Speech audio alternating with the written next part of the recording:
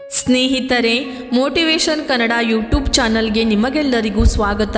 ನಾವು ಇಂದು ನಮ್ಮ ಜೀವನದಲ್ಲಿ ಶ್ರೀಮಂತರಾಗಲು ಮತ್ತು ಯಶಸ್ವಿ ವ್ಯಕ್ತಿಯಾಗಲು ಕೆಲವು ನಿಯಮಗಳನ್ನು ಪಾಲಿಸುವುದರಿಂದ ನಾವೆಲ್ಲರೂ ಕೂಡ ಶ್ರೀಮಂತ ವ್ಯಕ್ತಿಗಳಾಗಬಹುದು.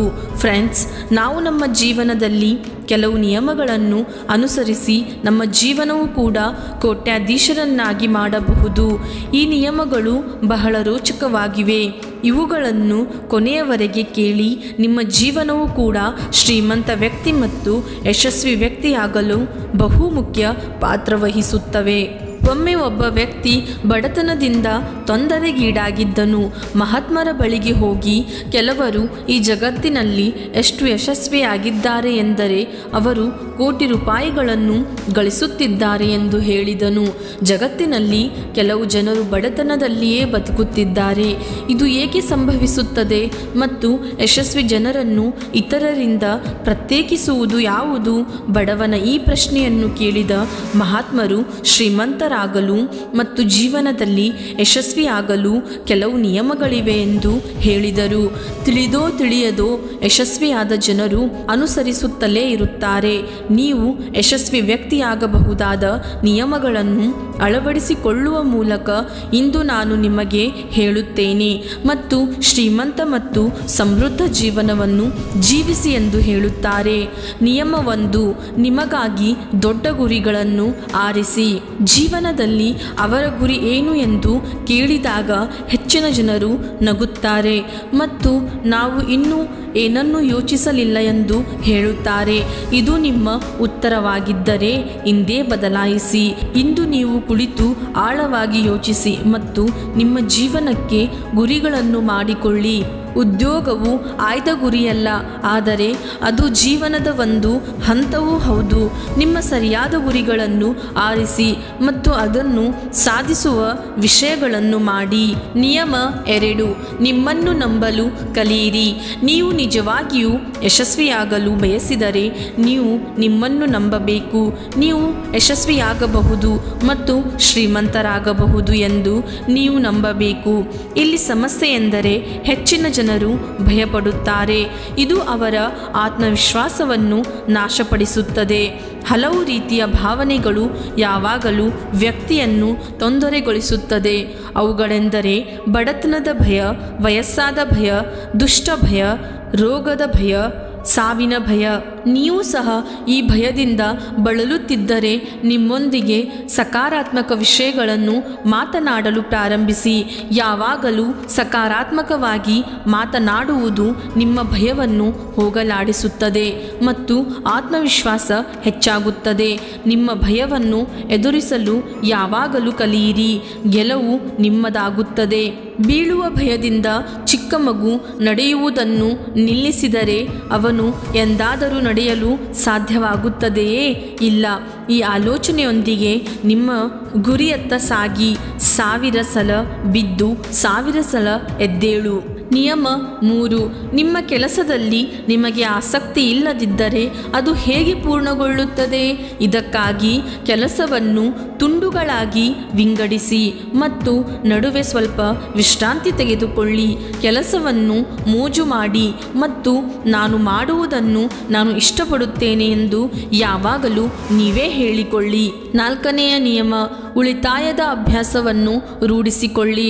ಅನೇಕ ಜನರು ಗಳಿಸಿದ ಹಣವನ್ನು ದುಬಾರಿ ಮತ್ತು ಆಕರ್ಷಕ ವಸ್ತುಗಳನ್ನು ಖರೀದಿಸಲು ಪ್ರಾರಂಭಿಸುತ್ತಾರೆ.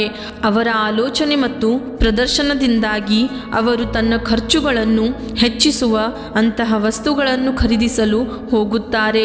ದುಬಾರಿ ಮನೆ, ದುಬಾರಿ ಆಭರಣ ಇತ್ಯಾದಿಗಳನ್ನು ಖರೀದಿಸುತ್ತಾರೆ. ಆದ್ದರಿಂದ ಅವರು ಎಂದಿಗೂ ಉಳಿತಾಯ ಮಾಡುವುದಿಲ್ಲ ಮತ್ತು ಯಾವಾಗಲೂ ಬಡತನದಲ್ಲಿಯೇ ಬದುಕುತ್ತಾರೆ. ಒಬ್ಬ ವ್ಯಕ್ತಿಯು ತನ್ನ ಗಳಿಕೆಯ 10% ಉಳಿಸಬೇಕು. ಸ್ನೇಹಿತರೆ, ಹಣವನ್ನು ಉಳಿಸಿ ಮತ್ತು ಸರಿಯಾದ ಸ್ಥಳದಲ್ಲಿ ಹೂಡಿಕೆ ಮಾಡುವ ಮೂಲಕ ನೀವು ಶ್ರೀಮಂತರಾಗಬಹುದು. ನಿಯಮ 5, ನಾಯಕನಂತೆ ಯೋಚಿಸಲು ಕಲಿಯಿರಿ.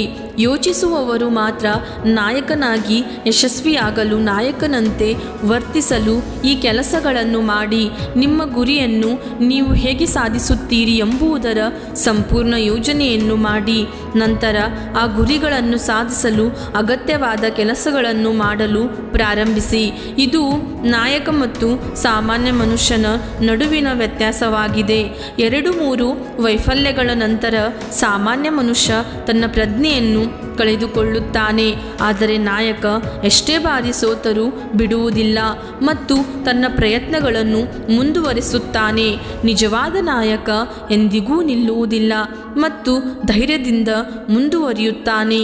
ನಿಯಮ 6. ಯಾವಾಗಲೂ ಹೆಚ್ಚಿನದನ್ನು ಮಾಡಲು ಪ್ರಯತ್ನಿಸಿ. ವ್ಯಾಪಾರ ಅಥವಾ ಉದ್ಯೋಗದಲ್ಲಿ ತ್ವರಿತ ಯಶಸ್ಸನ್ನು ಪಡೆಯುವುದು ವ್ಯಕ್ತಿಯ ಅಭ್ಯಾಸವಾಗಿದೆ. ಗೆಲ್ಲಲು ನೀವು ಪಾವತಿಸುವುದಕ್ಕಿಂತ ಹೆಚ್ಚಿನದನ್ನು ಮಾಡಲು ಪ್ರಯತ್ನಿಸಿ. ಆರಂಭದಲ್ಲಿ ಕೆಲಸ ಮಾಡುವುದು ಹಣ ಸಂಪಾದಿಸಲು ಅಲ್ಲ, ಆದರೆ ಕಲಿಯಲು. ನೀವು ವ್ಯವಹಾರವನ್ನು ಪ್ರಾರಂಭಿಸಲು ಬಯಸುತ್ತೀರಿ ಮತ್ತು ಆರಂಭದಲ್ಲಿ ನೀವು ಇದೇ ರೀತಿಯ ವ್ಯಾಪಾರಿಯಲ್ಲಿ ಕೆಲಸ ಮಾಡಲು ಪ್ರಾರಂಭಿಸುತ್ತೀರಿ ಎಂದು ಭಾವಿಸೋಣ. ಆದ್ದರಿಂದ ನೀವು ಕೇವಲ ಹಣ ಸಂಪಾದಿಸಲು ಬಂದಿದ್ದೀರಿ ಎಂದು ತೋರುವ ರೀತಿಯಲ್ಲಿ ಕೆಲಸ ಮಾಡಬೇಡಿ. ಕೇಳಿದ್ದಕ್ಕಿಂತ ಸ್ವಲ್ಪ ಹೆಚ್ಚು ಮಾಡಿ ಮತ್ತು ಸಾಧ್ಯವಾದರೆ ಇತರರ ಜನರಿಗೆ ಸಹಾಯ ಮಾಡಿ. ಜನರು ನಿಮ್ಮನ್ನು ಇಷ್ಟಪಡುತ್ತಾರೆ ಮತ್ತು ಶೀಘ್ರದಲ್ಲೇ ಆ ವ್ಯಾಪಾರದ ಜನರು ನಿಮ್ಮೊಂದಿಗೆ ಸಂಪರ್ಕ ಸಾಧಿಸಲು ಪ್ರಾರಂಭಿಸುತ್ತಾರೆ ಮತ್ತು ಯಶಸ್ವಿಯಾಗಲು ನಿಜವಾಗಿಯೂ ಅಗತ್ಯವಿರುವ ವ್ಯವಹಾರಕ್ಕೆ ಸಂಬಂಧಿಸಿದ ವಿಷಯಗಳನ್ನು ನೀವು ತಿಳಿಯುವಿರಿ. ಕಷ್ಟಪಟ್ಟು ಕೆಲಸ ಮಾಡುವವರು ಯಾವಾಗಲೂ ಸಂತೋಷದಿಂದ ಮತ್ತು ನಗುತ್ತಾ ಇರುತ್ತಾರೆ ಎಂಬುದನ್ನು ನೆನಪಿಡಿ.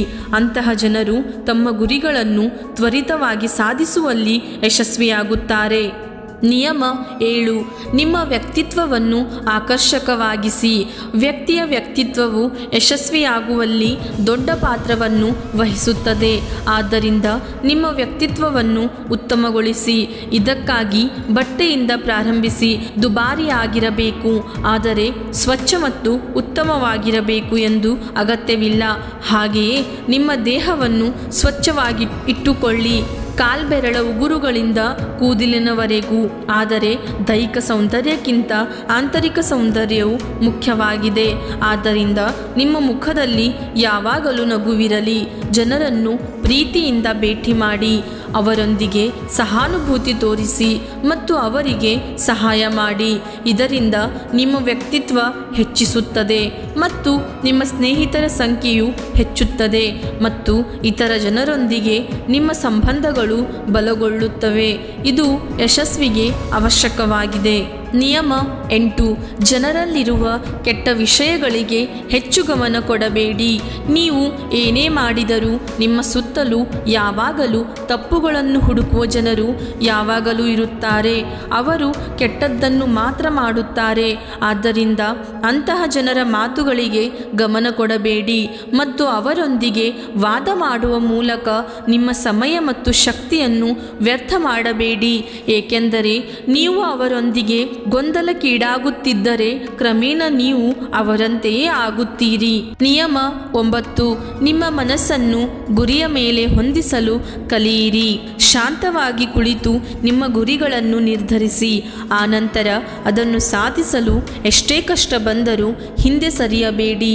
ನಾವು ಗುರಿಗಳನ್ನು ಸಾಧಿಸುವ ವಿಧಾನವನ್ನು ನಾವು ಖಂಡಿತವಾಗಿಯೂ ಬದಲಾಯಿಸಬಹುದು, ಆದರೆ ಗುರಿ ಇರಬೇಕು. ನಿಯಮ 10. ನೀವು ಜೀವನದಲ್ಲಿ ಉತ್ತಮ ಯಶಸ್ಸನ್ನು ಸಾಧಿಸಲು ಕಲಿಯಿರಿ. ನೀವು ಜೀವನದಲ್ಲಿ ಉತ್ತಮ ಯಶಸ್ಸನ್ನು ಸಾಧಿಸಲು ಬಯಸಿದರೆ ಆದ್ದರಿಂದ ಜನರೊಂದಿಗೆ ಒಟ್ಟಾಗಿ ಕೆಲಸ ಮಾಡಲು ಕಲಿಯಿರಿ, ಆದರೆ ಬುದ್ಧಿವಂತಿಕೆಯಿಂದ ಆಯ್ಕೆ ಮಾಡಿ.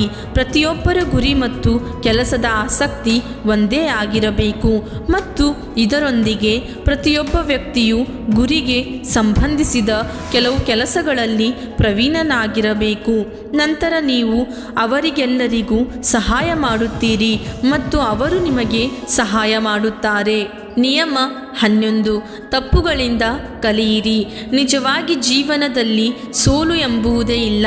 ಇದು ಕೇವಲ ಬೋಧನೆಯಾಗಿದ್ದು ಅದು ಈ ವಿಧಾನವು ಕಾರ್ಯನಿರ್ವಹಿಸುವುದಿಲ್ಲ ಎಂದು ಕಲಿಸುತ್ತದೆ. ಆದ್ದರಿಂದ ನಿಮ್ಮ ಪಾಠವನ್ನು ಕಲಿಯಿರಿ ಮತ್ತು ಇನ್ನೊಂದು ಮಾರ್ಗವನ್ನು ಕಂಡುಕೊಳ್ಳಿ. ಅದೇ ರೀತಿ ಪ್ರತಿ ವೈಫಲ್ಯವು ಏನನ್ನಾದರೂ ಕಲಿಸುತ್ತದೆ. ಅದರಿಂದ ಕಲಿಯಿರಿ ಮತ್ತು ಮುಂದುವರಿಯಿರಿ. ನಿರಾಸೆಗೊಳ್ಳುವುದನ್ನು ನಿಲ್ಲಿಸಬೇಡಿ. ನಿಯಮ 12. ತಾಳ್ಮೆಯಿಂದಿರಿ. ಅದು ಜಾತಿ, ಧರ್ಮ ಅಥವಾ ಗೌರವದ ವಿಷಯವಾಗಿರಲಿ ಅಥವಾ ಯಾರದೋ ತಪ್ಪಿಗೆ ಪ್ರತಿಕ್ರಿಯಿಸುವುದಾಗಿರಲಿ, ಪ್ರತಿಯೊಬ್ಬ ವ್ಯಕ್ತಿಯ ಸ್ವಭಾವವನ್ನು ಗೌರವಿಸಿ ಮತ್ತು ಪ್ರತಿಯೊಬ್ಬರನ್ನು ಗೌರವಿಸಿ. ಆಗ ಮಾತ್ರ ನೀವು ಮುಂದುವರಿಯಲು ಸಾಧ್ಯವಾಗುತ್ತದೆ ಮತ್ತು ಸಂಕುಚಿತ ಮನಸ್ಸಿನ ಜನರು ಎಂದಿಗೂ ಮುಂದುವರಿಯಲು ಸಾಧ್ಯವಿಲ್ಲ. ಹಾಗೆಯೇ ಯಾರಾದರೂ ತಪ್ಪು ಮಾಡಿದರೆ ತಿದ್ದುಕೊಳ್ಳಲು ಅವಕಾಶ ಕೊಡಿ. ತಾಳ್ಮೆ ಕಳೆದುಕೊಂಡು ಕೂಗಾಡಬೇಡಿ. ಯಾರು ನಿಮ್ಮನ್ನು ಗೌರವಿಸುವುದಿಲ್ಲ. ಕೊನೆಯ ಮತ್ತು 13ನೇ ನಿಯಮ. ನಿಮ್ಮೊಳಗೆ ಹೋಗಿ ಮತ್ತು ನಿಮ್ಮನ್ನು ಯಶಸ್ವಿಯಾಗಲು ಉತ್ಸಾಹವನ್ನು ಕಂಡುಕೊಳ್ಳಿ. ಈ ನಿಯಮವನ್ನು ಅರ್ಥ ಮಾಡಿಕೊಳ್ಳದ ಕಾರಣ ಕೋಟಿಗಟ್ಟಲೆ ಜನರು ವಿಫಲರಾಗಿದ್ದಾರೆ ಮತ್ತು ಜೀವನದಲ್ಲಿ ಏನನ್ನೂ ಮಾಡಲು ಸಾಧ್ಯವಾಗಲಿಲ್ಲ, ಏಕೆಂದರೆ ಅವರು ತನ್ನೊಳಗೆ ಇರಲಿಲ್ಲ ಮತ್ತು ಅವರು ಯಶಸ್ವಿಯಾಗಬಹುದೆಂದು ಭಾವಿಸಬೇಡಿ. ಅಲ್ಲದೆ ಅವರು ತಮ್ಮ ಜೀವನ ಉದ್ದಕ್ಕೂ ಪೋಷಕರು, ಸಂದರ್ಭಗಳು ಮತ್ತು ಅದೃಷ್ಟವನ್ನು ದೂಷಿಸುತ್ತಲೇ ಇರುತ್ತಾರೆ. ನಿಮ್ಮೊಳಗೆ ಹೋಗಿ ನಿಮ್ಮ ನ್ಯೂನತೆಗಳನ್ನು ನೋಡಲು ಎಂದಿಗೂ ಪ್ರಯತ್ನಿಸಬೇಡಿ. ಆದ್ದರಿಂದ ಸೋಮಾರಿತನವನ್ನು ಬಿಟ್ಟು ಕೆಲಸ ಮಾಡಲು ಪ್ರಾರಂಭಿಸಿ. ನನ್ನ ನಂಬಿಕೆ ನೀವು ಕೂಡ ಯಶಸ್ವಿಯಾಗಬಹುದು ಮತ್ತು ಶ್ರೀಮಂತರಾಗಬಹುದು. ಇದು ಸಮಯ ತೆಗೆದುಕೊಳ್ಳಬಹುದು, ಆದರೆ ನೀವು ಪರಿಶ್ರಮ ಪಟ್ಟರೆ ಒಂದು ದಿನ ಯಶಸ್ಸು ಖಂಡಿತವಾಗಿಯೂ ನಿಮ್ಮ ಪಾದಗಳನ್ನು ಮುಂದೂಡುತ್ತದೆ. ಹೀಗೆ ಹೇಳುತ್ತಾ ಮಹಾತ್ಮರು ಆ ವ್ಯಕ್ತಿಯ ಎಲ್ಲ ಪ್ರಶ್ನೆಗಳಿಗೆ ಉತ್ತರವನ್ನು ನೀಡುತ್ತಾರೆ ಮತ್ತು ಆ ವ್ಯಕ್ತಿಯು ಮಹಾತ್ಮರಿಗೆ ಧನ್ಯವಾದ ಹೇಳಿ ಅಲ್ಲಿಂದ ಹೊರಟು ಹೋದನು. ಸ್ನೇಹಿತರೆ, ಈ ಕಥೆಯಿಂದ ನೀವು ಬಹಳಷ್ಟು ಕಲಿತಿದ್ದೀರಿ ಎಂದು ನಾನು ಭಾವಿಸುತ್ತೇನೆ. ಹಾಯ್ ಫ್ರೆಂಡ್ಸ್, ಇಲ್ಲಿಯ ತನಕ ಎಲ್ಲ ಕಥೆಯನ್ನು ಕೇಳಿದ್ದೀರಾ? ಹಾಗಾದರೆ ನಿಮಗೊಂದು ಸಣ್ಣ ರಿಕ್ವೆಸ್ಟ್. ಇಷ್ಟು ದಿನ ಜಾಲತಾಣಗಳಲ್ಲಿ ಕೇಳಿದ ಅತಿ ಹೆಚ್ಚು ಧ್ವನಿಗಳಲ್ಲಿ ಈ ಧ್ವನಿಯು ಒಂದಾಗಿದೆ. ನಮ್ಮ ಚಾನಲನ್ನು ಸಬ್ಸ್ಕ್ರೈಬ್ ಮಾಡಿ ಮತ್ತು ಲೈಕ್ ಮಾಡಿ ಮತ್ತು ಕಥೆಯು ಇಷ್ಟವಾದರೆ ಕಮೆಂಟ್ಸ್ ಮಾಡಿ. ಮುಂದೆ ಭೇಟಿಯಾಗೋಣ ಒಂದು ಒಳ್ಳೆಯ ಕಥೆಯ ಮೂಲಕ. ಧನ್ಯವಾದಗಳು.